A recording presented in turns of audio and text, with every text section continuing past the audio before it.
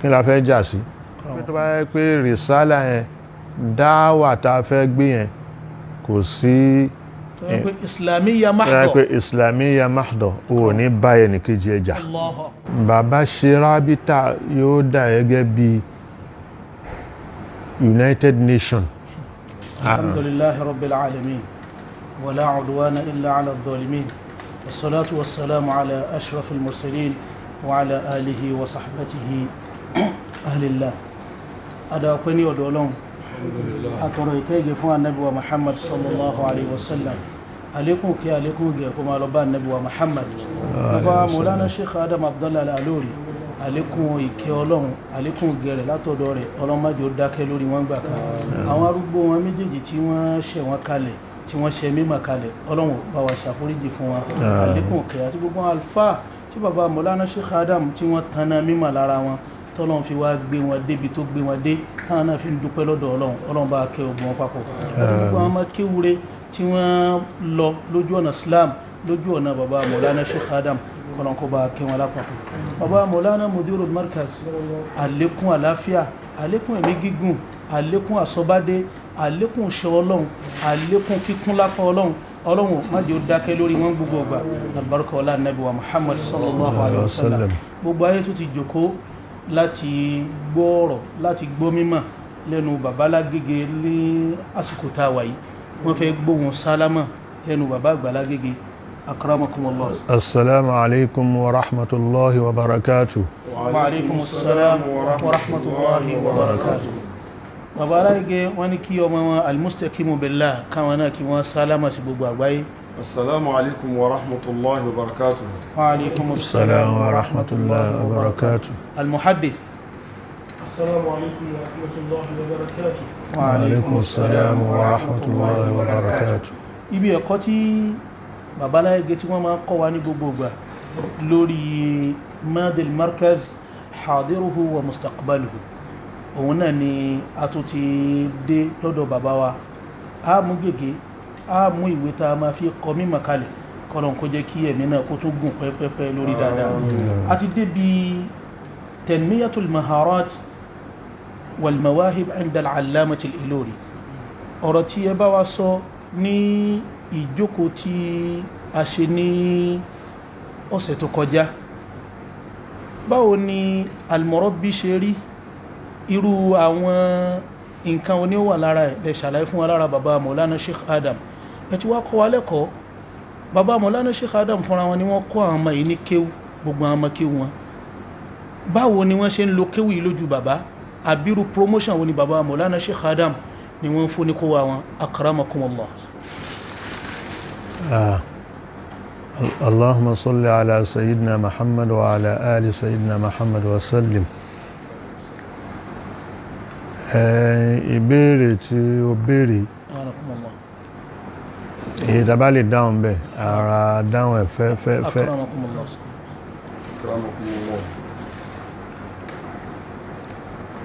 bàbá fẹ́ kí ọmọ kéwú kọ̀ọ̀kan táwọn kan kéwú kó bẹ̀rẹ̀ sí lo kéwú lójú àwọn.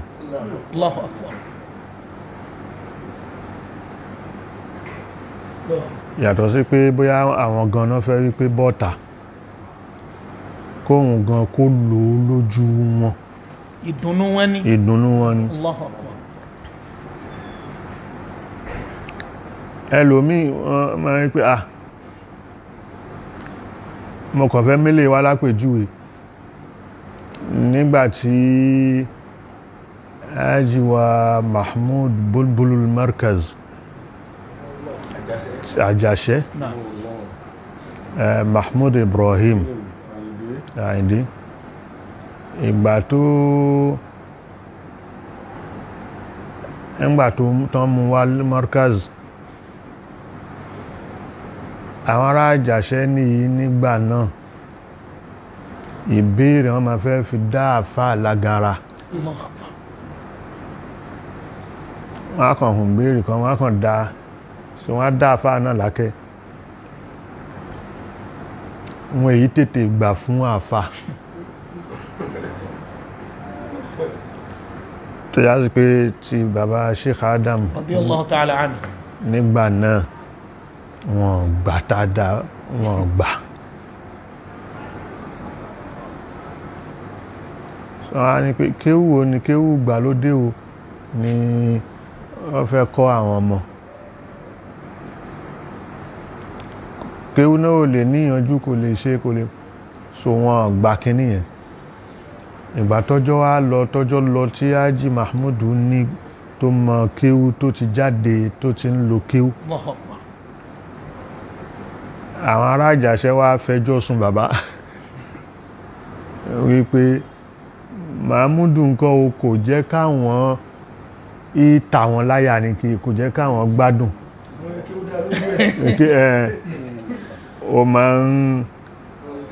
Ó máa ń ṣe gàlìgàlì láwọn lórí. Wọ́n rí èèyàn fi balẹ̀. Bàbá ní ṣe bí ń gbà tí ó ń bọ̀ lé kí ẹni kí ni mo fẹ́ kọ́. Allahu Akbar. Ẹni kí ni mo fẹ́ kọ́. Kí ló fẹ́ lọ kọ́ lágége? Irú kéwú wo tún ni wọ́n fẹ́ kọ́ ẹ? Kéwú tí mo kọ́ ló fi ń dákó fún yín o. Lápá yín ò fi ká mọ́. Allahu Akbar. Nípa ẹ fi ilẹ̀ bẹ́ẹ̀. Allahu Akbar. So bàbá fẹ́ bẹ́ẹ̀ kó yá sí pé ọmọ kéwú àwọn ó tayọ. Allahu Akbar. Òun náà ni wọ́n yìí sì ṣe fẹ́ wípé mo mú un lọlẹ̀ Lárúbáwá, ó fẹ́ wọ Azhari, ó fẹ́ wọ kíní, ẹ ṣe mu'adala. Bàbá mi ò lè ṣe mu'adala kí n kọ́ ẹ ń kí ó tán, èmi kí n tún máa ṣe mu'adala fún ẹ kò tún lọ́bẹ̀ tó bá lọ́bẹ̀ kan gbé ẹ sórí òṣùwọ̀n, kan gbé ẹ sórí pẹ́rẹ́gì. Orí pẹ́rẹ́gì tán bá gbé ẹ sí ibi tó bá wọ̀ ń bẹ̀. Allahu Akbar. Kó máa ṣe déédéé ẹ̀. So eléyìí a rí pé ìdánilójú, fọkànbalẹ̀ lórí nǹkan téèyàn kọ́ ọmọ. Allahu Akbar. Wípé gbogbo agbègbè tí wọ́n bá wọ̀ àbí tó bá tán bá dá sí ó gbọ́dọ̀ lè yanjú ara ẹ̀ nítorí pé mo ti kọ́. So ìyẹn jẹ́ àpèjúwe èyí tí gbogbo rí nígbàtí ìṣe gbogbo kíní yẹn délẹ̀ tí bàbá ti lọ tán táà ń ṣe Azhari, táà ń ṣe pé mu'adala káwọn ọmọ tètè jáde, làwa náà ṣe wá ń ṣe mu'adala. Mu'adala yẹn kò dẹ̀ túmọ̀ wípé Markaz standard yẹn lò sí. Rárá. But lọ́dọ̀ bàbá ò gbà yí pé káwọn ṣẹ̀ṣẹ̀ tún máa ṣe wàhálà mu'adala. Lọ fúnra rẹ̀ kan gbé ẹ sórí òṣùwọ̀n. Lọ síbẹ̀ challenge wọn. Tó bá challenge wọn kan gbé ẹ sórí òṣùwọ̀n, tó bá gbé ẹ sórí òṣùwọ̀n ibi tó bá wọ̀ ń bẹ̀. Wọ́n sì lọ bẹ́ẹ̀ tí wọ́n dẹ̀ ń wọ Jamia. Wọ́n lọ bẹ́ẹ̀ tán wọ Jamia direct. Táwọn tó wá láti ilé kí ó ní ẹ̀ṣẹ̀ ń padà sí Sanawi àbídà. Bẹ́ẹ̀ni, mo lè ṣàpèjúwe dáadáa.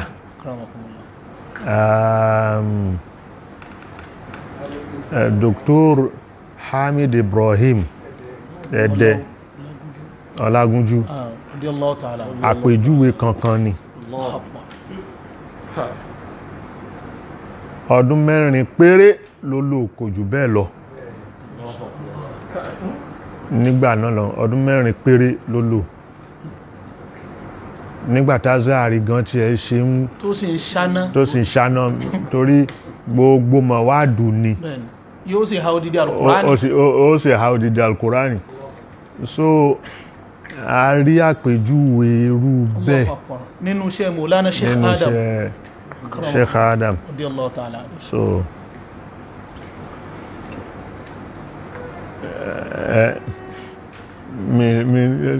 ìdáhùn yìí ó fún wa ní ìntafẹ́, ẹ ti má pèjúwe wá fún wa nínú ilẹ̀ wa ń bí, ẹ tún mú wá fún wa ní ilẹ̀ Lárúbáwá, kí Ọlọ́run kí ó jẹ́ àrí babaláyé pẹ́sà.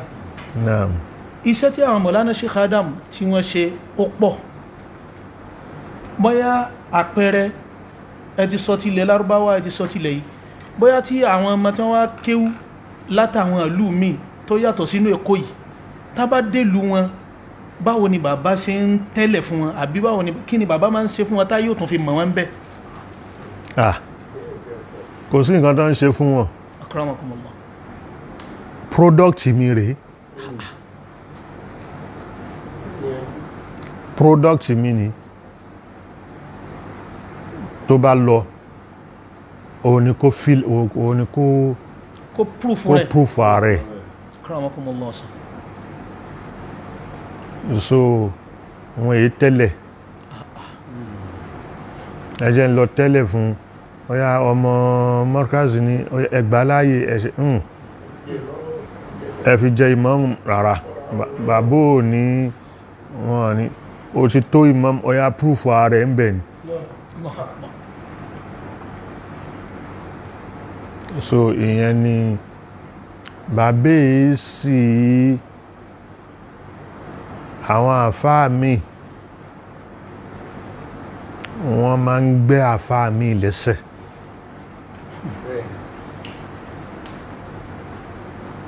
Nǹkan tí wọ́n fi gbé lẹ́sẹ̀ ni pé ṣáàfáà yìí ń ṣe wáàsí ní àdúgbò yìí, ó dáa, ìwọ náà lọ ọmọ kí wọn kan, ìwọ náà lọ jókòó síwájú, kódà títì ló lè là wọ́n.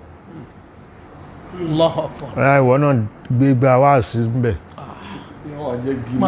Ṣé wàá jẹ́gi mọ́ ara wọn tí ìyẹn tí wọ́n fi lè bàbá ò kí ń ṣe bẹ́ẹ̀. Allahu Akbar. Kódà ẹni tí wọ́n kọ́ ń kíw tí ò jọmọ Markaz ṣáàfáà ni kó wà ń bẹ̀, ó ti débẹ̀, má lọ ha lọ́rùn. Òun náà lọ́rọ̀ wọn tí bàbá sọ pé wa ardullahi wasi'a. In kasadat tijaratuhu fi baldatin في بلدة فلم تقصد في بلد آخر وأرض الله واسعة فتهاجروا فيها. So irú ẹ̀ bí bàbá ṣe máa ń ṣe nìyẹn.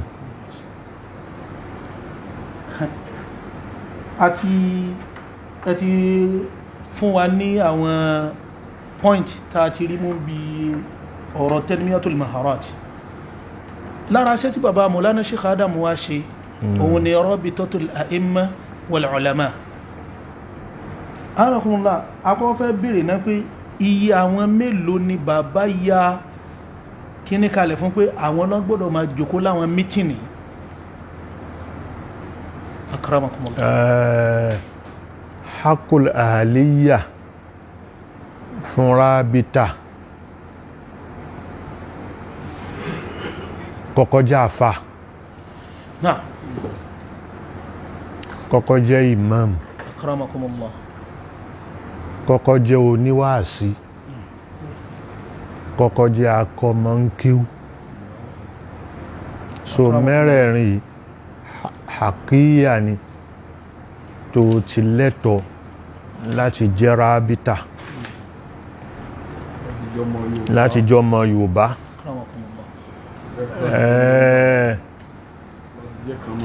في بلاد يربى رابطة الأئمة والعلماء في بلاد يربى.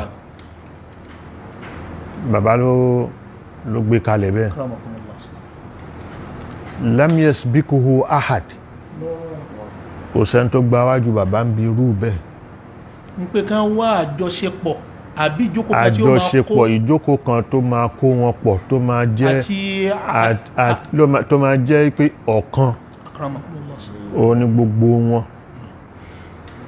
tí wọ́n máa ṣe. Àwọn ànábì Ọlọ́run àwọn méjì ló dájú pé wọ́n lo àsìkò kan náà papọ̀. Ànábì Lut àti ànábì Ibrahim. Lutu àti Ibrahim àsìkò kan náà lò papọ̀,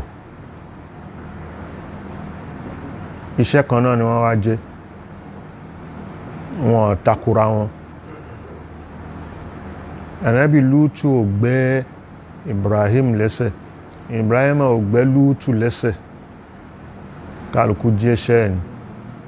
Àwọn èyí tí wọ́n lo àsìkò kan náà wọ́n wà àwọn mursalu nìyẹn àmọ́ àwọn ànábì tí ó yẹ ṣe mursal àwọn míì lo àsìkò kan náà papọ̀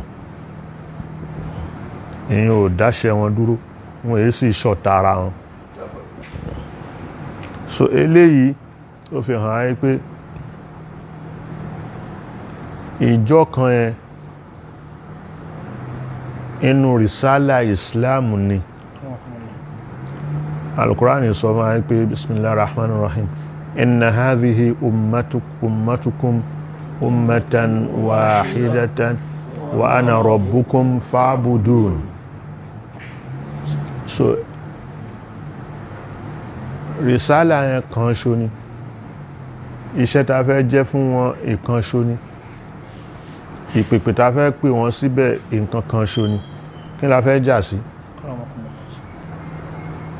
àmọ́ tó bá ti ní màdíyànú tó ti di materialism tó ti di materialism ní jamama wà pé tó bá yẹ pé risala yẹn dáwà ta fẹ́ gbé yẹn kò sí islamiyya mahdo pé islamiyya mahdo o ní báyẹ̀ ní kejì ẹjà Allahu akbar bẹ́ẹ̀ni sá so ìbéèrè mi anakumullah ẹ ti jẹ́ ká mọ̀ pé àwọn ìran mẹ́rin èèyàn mẹ́rin ni wọ́n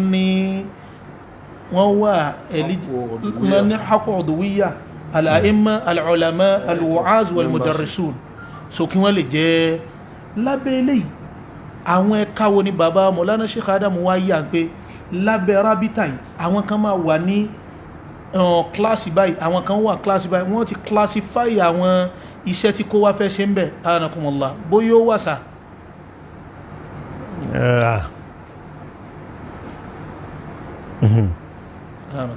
kò sí classification jẹ́ ìmáàmù tó bá jẹ́ ìmáàmù ìmáàmù ìlú akramakumullah kò jẹ́ ìmáàmul jami ìmáàmul jami akramakumullah ìyẹn al-imamatul kubra akramakumullah imamatul sugra òní ìmáàmù rawatib akramakumullah so ìmáàmù ratibinu so ìmáàmù yìí nílẹ̀ Yorùbá òun ni àìmọ̀ bá ti jẹ́ ìmáàmù jamiu ní ẹ́ so ó ti jẹ́ first class akramakumullah first class imam òun ni ẹ́ ìmáàmù ratibi òun ń ṣe first class second class ló ń wà wọ́n máa kírun jàmá kò ní máa kí jímọ̀ kò ní kí jímọ̀ anakumullah so ládùúgbò kéréjì Ọlọ́run ti tó bẹ́ẹ̀ náà ni wọ́n tó Allahu so àwọn tó jẹ́ mọ́mù jamiu yìí olórí ìlú ní state tó wà ní western state nílẹ̀ Yorùbá ó kéré jù àámú state mẹ́fà nílẹ̀ Yorùbá nílẹ̀ Yorùbá akramakumullah but àwọn mọ́mù jamiu ta máa rí ń bẹ̀ ó ju mẹ́fà lọ akramakumullah so lápèjúwe ní Ògùn state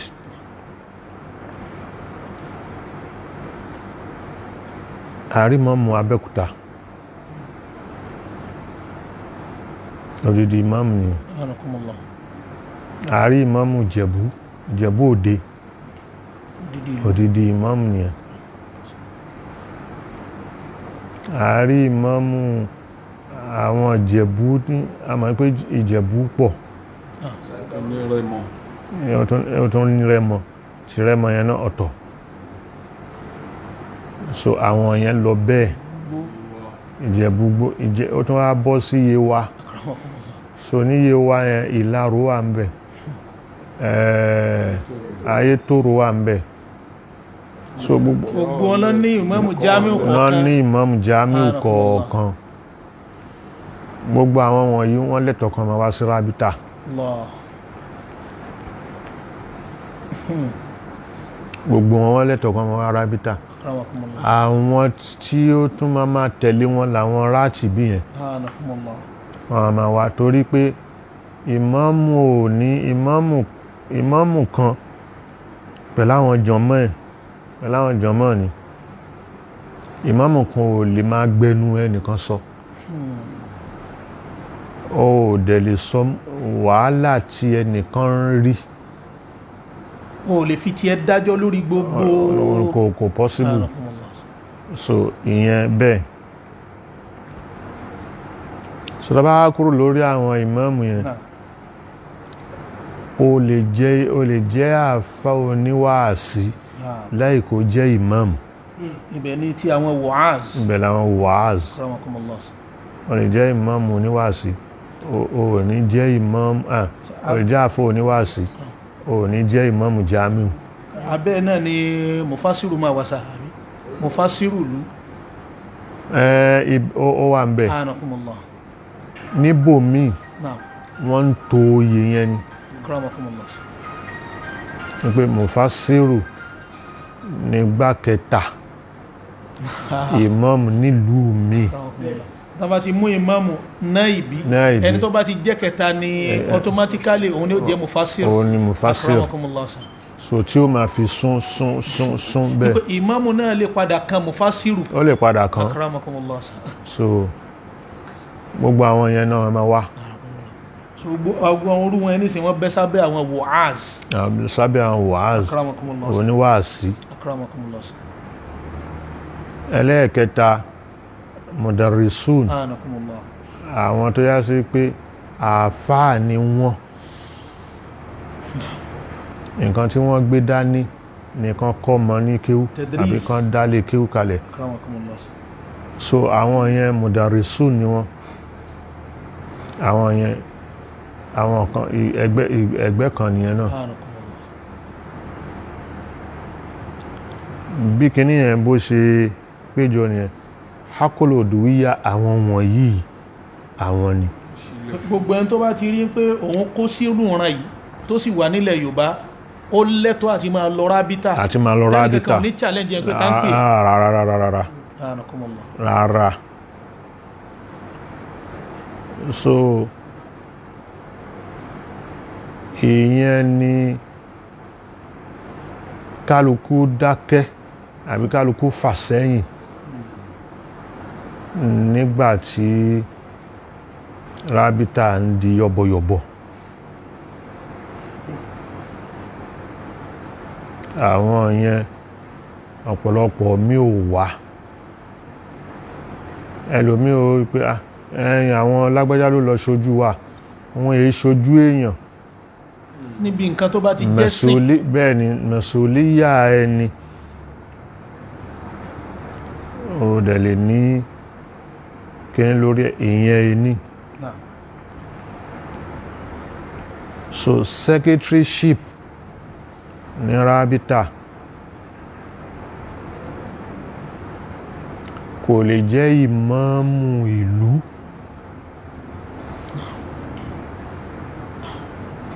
ni ó máa mú secretaryship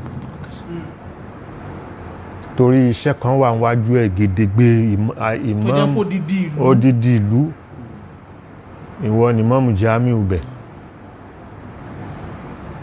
bàbá ṣe rábítà yóò dà gẹ́gẹ́ bí United Nations àbí African Union Secretary General kò kí ń l'assistant Secretary General kò kí ń l'assistant àbẹ́gbọ́ Assistant Secretary United Nations rí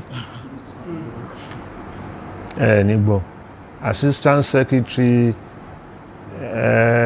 African Nation nígbọ́ Secretary General is Secretary General yóò dìde pẹ̀lú gbogbo iṣẹ́ tí ó wà lábẹ́ yóò máa ṣe takuntakun.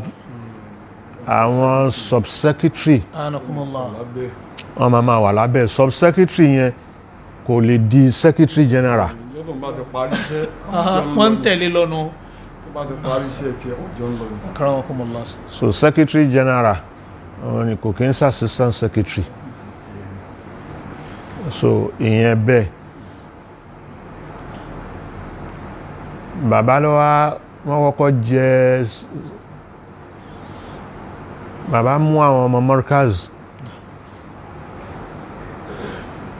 Sheikh Zuglul, Sheikh Abdulrazak, Abdulrahman Iwo rahimahumullah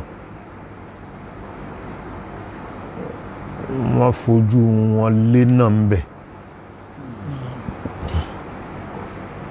pé ẹ̀yin o iṣẹ́ yín ni. Sheikh Abdulrazak Abdulrahman kò ń ṣe ìmáàmù Ìwó. Sheikh Mustapha Zuglul kì í ṣe ìmáàmù Ìkìrun. So bẹ́ẹ̀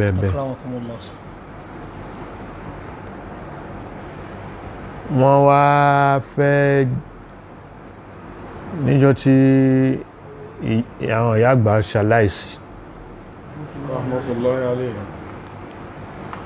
So wọ́n wá àwọn Markaz wá ṣe àwọn tó ń jẹ́ àgbààgbà yìí kirij wọ́n wá ṣe tàbíìn wọ́n ṣe jẹ́sọ́tù tàbíìn jẹ́sọ́tù tàbíìn yẹn owó tí wọ́n rí níjọ́ náà nígbà tó ń sọ fún bàbá yìí pé àrówó báyìí bàbá ní kí lè wá fẹ́ fi ṣe ẹ lọ ra ábítà ẹ nà síbẹ̀. Sadaqatun jariyah. ìyẹn gan wọ́n fi dètàn mọ́lẹ̀ ni.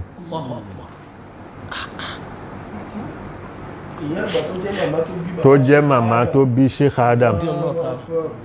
So jalsatu tàbí nìyẹn owó tí wọ́n rí ń bẹ̀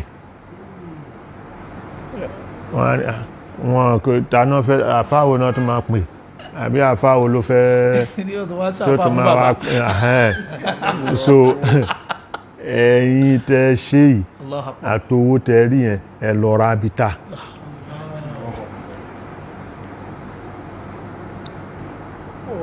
owó tí wọ́n kọ́ rí pé wọ́n fẹ́ kọ́ secretariat yẹn owó kan tí wọ́n rí nìyẹn. ìtàn ni. lẹ́yìn yẹn kan tó ṣẹ̀ṣẹ̀ máa wá rí owó mi Abíọ́lá fowó lẹ̀ Àríṣekọ́lá fowó lẹ̀ lẹ́yìn yẹn. So èló náà ń fi kalẹ̀ ń jọ náà but owó ni 70,000 50,000. So bí 7 million nísìnyí. bọ́n ṣe ṣe nìyẹn òun ni wọ́n fi kọ́ rábítà yẹn débi tí wọ́n kọ́ dé. wọ́n sì ṣe àwọn foundation míì kalẹ̀ síbẹ̀ pé ilé ìgbọ́dọ̀ ní ilé kó jẹ́ bí guest house ilé kó jẹ́ ààyè kìíní wọ́n ní kí wọ́n ṣe kíní kan wá fi rẹ́ǹtì wọ́n yìí ṣe bẹ́ẹ̀ rábítò ń ṣe nǹkan tí wọ́n rẹ́ǹtì bọ́ta fún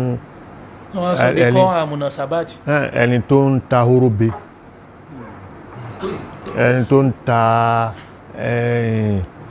èso ẹni tó ń ta sìgá ẹni tó ń ta kíní kó máa rárá rábítò rí bẹ́ẹ̀ kan á sọ dọjà rábítò rí bẹ́ẹ̀ ẹ sì lè gbé mọ́ṣáláṣí jímọ̀ síbẹ̀ ó ti ẹ̀dà rẹ bá gbé sí àmọ́ ta lẹ fẹ́ fi jẹ ìmáàmù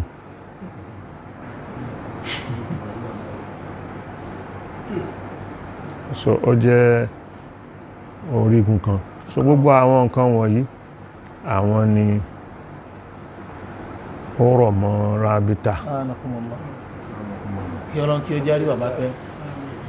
ní abẹ́ èyí tí wọ́n bá ìjọ lọ́kúnjẹ́ kárí bàbá òjòrò Markaz pẹ́ nípa rábítà iṣẹ́ takuntakun tí wọ́n ránṣẹ́ Sheikh Adamu ṣe ń bẹ̀ àmọ́ ń bọ̀ níta kódà ibi tí wọ́n ti so tọrọ lẹ́ẹ̀kan tí bàbá yàn wá tẹ̀lé àwọn tí wọ́n lọ bẹ̀ kò sẹ́dá tó sọ̀rọ̀ nínú kọ́ àyẹn wọ́n fi ọlá Sheikh Adamu hàn ní Sheikh Adamu náà fi ṣe sábàbí oríire yìí èyàn ṣe lè wá ṣiṣẹ́ takuntakun báwọn àkọ́kọ́ owó tí wọ́n rí ń bẹ̀ bá fẹ́ fi ṣe nǹkan bẹ̀ owó inú ilé náà ló tún jẹ́ kí ló sọ Sheikh Adamu di sẹ́kẹ́tìrì táwọn òbíra wọn ní ọ̀yí ṣùjọ náà pé ebi mọ́ dálẹ̀ ẹnìkan tó ń bó ṣáájú wọn ẹnìkan sì kílẹ̀ rẹ̀ àwọn ọlọ́run ní kí dáadáa ń gbọ́wọ́ wọn àwọn tí wọ́n jẹ́ ọ̀yí ṣùjọ ń ta ló yàn wọ́n kí ló sọ wọ́n di ọ̀yí ṣù Sheikh Adamu wá kó sábẹ́ àṣẹ tiwọn náà tí wọ́n ń pàṣẹ lórí Sheikh Adamu gẹ́gẹ́ bí olùdásílẹ̀ táwọn sì jẹ́ sẹ́kẹ́tìrì ìjọ náà. Secretary òun lẹ̀mí ẹgbẹ́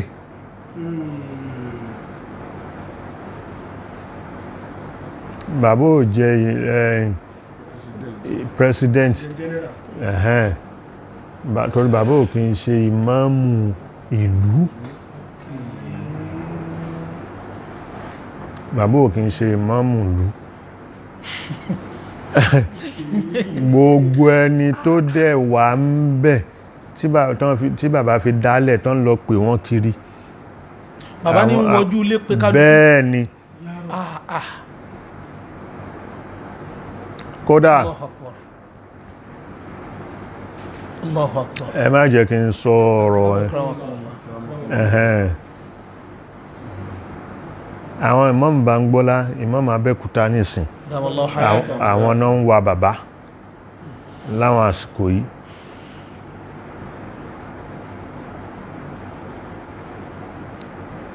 wọ́n délùú míì tó já sí pé níbo ni ìmáàmù ìlú ń kọ́ tán ni ó lọ oko ẹmu oko ẹmu oko ẹmu báwo ó lọ dá ẹmu àwọn ní fi ń ṣòwò ní òun ló ń ta òun sì ni ìmáàmù ìlú oko ẹmu ni ìmáàmù òun mú gan-an so ká lè mọ báwo ló ti rí níjọ́ náà kí ni bàbá dẹ̀ ṣe láwọn àsìkò yìí ọmọ Ìlọrin ni bàbá yes ọmọ Ìlọrin ni wọ́n gbé rábítà yìí wọ́n gbé lọ Ìlọrin jọ́ kan ìpé ó yá ẹ̀yin ìmáàmù gbogbo yẹn ká lọ gbogbo wọn dẹ̀ tẹ̀lé wọn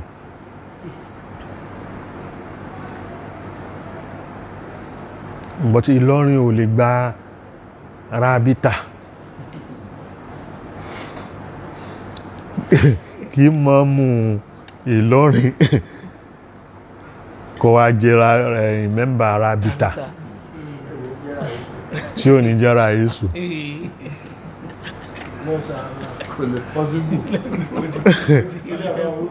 so iṣẹ́ ibẹ̀ yẹn fásàlùbà so ní Ìlọrin ò ṣe sí ní mẹ́mbà rábítà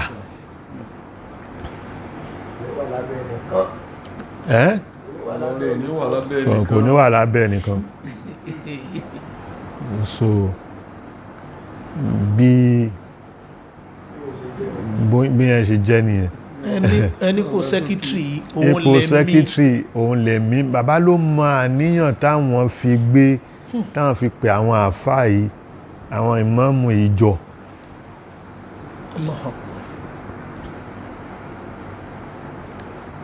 àwọn táwọn tán bá tún kọ́ ń kíw dáadáa tí wọ́n wá Markaz wọ́n máa mọ hádà fún wọn bàbá kọ́ ẹlòmíì kíw kò wá Markaz o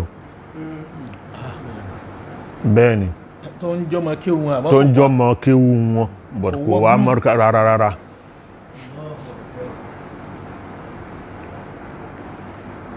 inú wọn làlájì bí ó bá kú Sadruddin alájì Sadruddin bí ó bá kú kò wọ búlù kìí ṣe pé kódà kan tó dá Markaz ilẹ̀ rárá à ń gbọ́ lálákọ̀ọ́kọ́ báyìí so kọ́lọ́n túnbọ̀ lékún ẹ̀mí gígùn yín sá tàbá ka alájì bí ó bá kú bẹ́ẹ̀ á ka ìmáàmù gbọ́ra lẹ́lẹ́kejì so bàbá Jọ́sẹ̀ bẹ́ẹ̀ bàbá Túndé Jọ́sẹ̀ so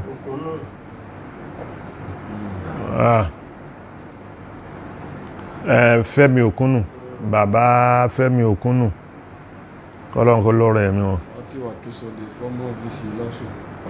no ìyẹn ò sínú so àwọn wọ̀nyí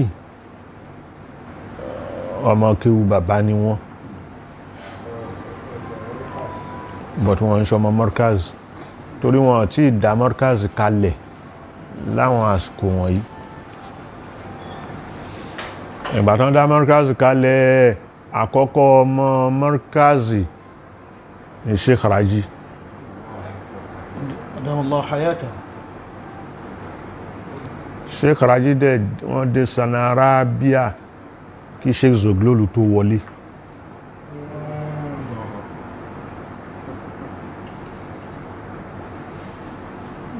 ọgbọ́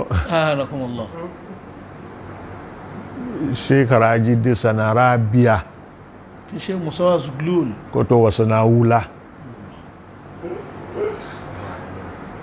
akramakumullah so bó ṣe wà ní kí Ọlọ́run kí ó jẹ́ àrí bàbá pẹ́ àlékún ẹ̀mí gígùn àtàláfíà ara kọ́lọ́n kó tó bàbá ṣe fún bàbá láìgé bàbá Mawlana Sheikh Habeebullah El-Ilory tí wọ́n dá gbogbo orí parí kalẹ̀ tọ́lọ́run wá jẹ́ kó kú Ọlọ́run bá ṣàlékún kẹwọn bismillahi kul huwallah Mawlana Mudril Markaz àlékún àláfíà àlékún ẹ̀mí gígùn kọ́lọ́n kó máa bá ṣe fún wa laqad ja'akum li-ilafi ولقد كرمنا بني آدم وحملناهم في البر والبحر ورزقناهم من الطيبات وفضلناهم على كثير ممن خلقنا تفضيلا ربنا لا تزغ قلوبنا بعد إذ هديتنا وهب لنا من لدنك رحمة إنك أنت الوهاب سبحان ربك رب العزة عما يصفون والسلام على المرسلين والحمد لله رب العالمين بل ملايين ربنا صفا مديرا لمركزنا ذا العلا لا أنت الإمام تقود لنا بتوعية الدين دا بالدعاء حبيب الملايين ركن الصفا مدير